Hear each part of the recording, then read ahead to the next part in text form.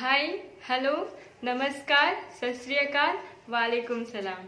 मैं Dolly Arya, student of Hansraj college of Delhi university, आप सभी के सामने आज एक ऐसे विषय पर चर्चा करने जा रही हूँ जो हमारे समाज में एक बहुत ही बड़ी गंभीर चर्चा बनी हुई है, जिसको हम वुमेन एम्पावरमेंट कहते हैं। इसको हम हिंदी में महिला सशक्तिकरण के नाम से भी जानते हैं। तो दोस्तों, वुमेन एम्पावरमेंट क्या होता है? What is women empowerment?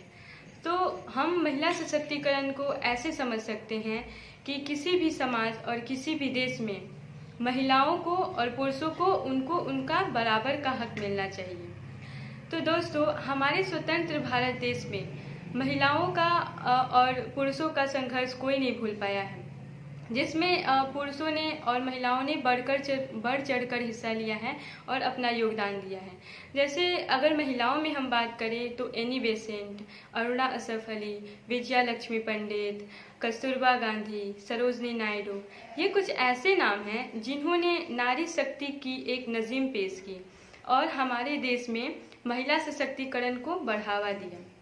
तो दोस्तों, हमारे भारत देश के लोगों ने महिलाओं को के बलिदान को जगह तो दी, परंतु गिरते लिंग अनुपात से हमें साफ यही पता चलता है कि हमें आज भी महिला सशक्तिकरण की इस विषय पे जोरदार चर्चा करनी जरूरी है और इसको बढ़ावा देना चाहिए। तो दोस्तों, आज हम बात करेंगे कि हमारे देश में महिला सशक्तिकरण के कारण और उसके सुझाव क्या क्या हैं। तो दोस्तों, आइए हम बात करते हैं आगे कि हमारे देश में आज हमारे भारत देश को आज़ाद हुए 71 साल हो गए। तो ये इन 71 सालों में महिलाओं की दशा दिशा और उनकी आगे दशा दिशा क्या रहेगी, ये हम पता करेंगे।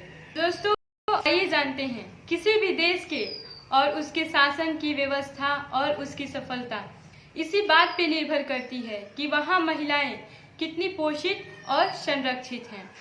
तो दोस्तों, भारत के संविधान में महिलाओं को उनके अधिकारों को तो दिया गया, परंतु 1950 के बाद महिलाओं को उनके अधिकारों से वंचित रखा गया। पुरुष अपना वर्चस्व महिलाओं पे बनाकर रखते थे। जी हाँ, इसी को तो पैट्रियार्की बोलते हैं, जिसको हम पितृसत्ता भी बोलते हैं। तो दोस्तों, पहले टाइम कुछ और था और पहले महिलाओं को बहुत ही कठिन समस्याओं से गुजरना पड़ता था। उन पे बहुत सारे अत्याचार भी होते थे। महिलाओं को कम पढ़े लिखे होने के कारण उनको मजदूरी तक करनी पड़ती थी और उनको जगह जगह घर में जाकर बर्तने मांजने पड़ते थे, जिससे उनको कुछ पैसे मिलते थे और वो अपने परिवार का पालन पोषण करती थी।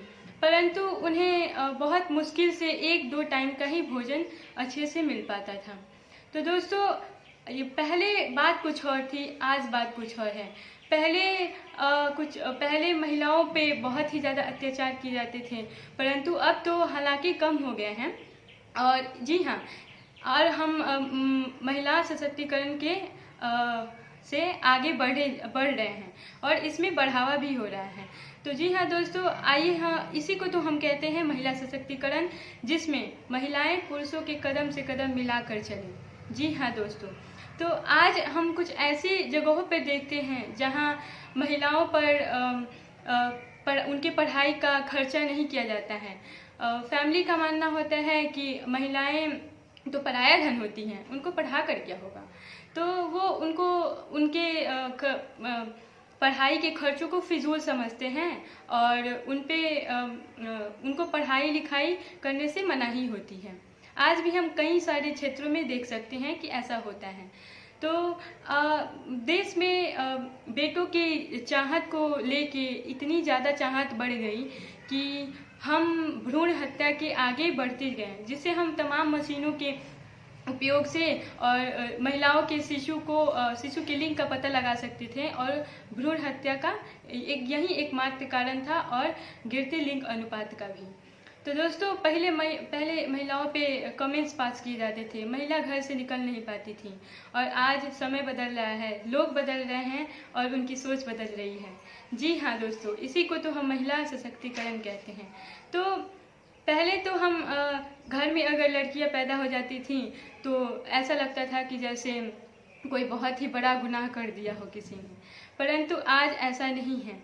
और पहले उनको उनसे उतना प्यार और भावना भी नहीं रखी जाती थी, परंतु आज ऐसा नहीं है। तो जी हाँ, हम इसी पहल को आगे बढ़ाना चाहेंगे। उम्मीद है आप सभी मेरा साथ अवश्य ही देंगे। तो हम आइए बात करते हैं महिला सशक्तिकरण के सुझाव क्या क्या हैं। और दोस्तों, आप भी इसे अवश्य ही एज अ सजेशन आप लीजिएगा और आगे बढ़ाइएगा। जैसे महिला सशक्तिकरण को बढ़ावा देने के लिए सबसे पहले तो उनको उनके अधिकारों से रूबरू करवाना चाहिए। दूसरा, शिक्षा। ठीक है, शिक्षा ऐसा एक प्रारंभिक और एक महत्वपूर्ण कारण है और एक जिससे हम महिलाओं को अवेयर करा सकते हैं और उनको उनके बारे में उनसे मिला सकते हैं कि वो एक्चुअली में है क्या। तो और तीसरा, आर्थिक स्वतंत्रता दी जानी चाहिए महिलाओं को। चौथा, उन्हें उनको कानून और धर्मों के बारे में बताना चाहिए। जैसे कि हम देख सकते हैं आर्ट ऑफ लिविंग ने अपने विभिन्न तमाम प्रयासों से और तमाम पहलों से अपने भारत देश के ग्रामीण इलाकों के दूरस्थ कोनों में भी अपना वर्चस्व बढ़ाया और महिलाओं को सशक्त किया। तो जी हाँ दोस्तों, मैं डॉली आर्या आप सभी से यही विनती करती हूँ कि आप हमारे इस पहल में साथ बढ़ाएं। शुक्रिया, धन्यवाद।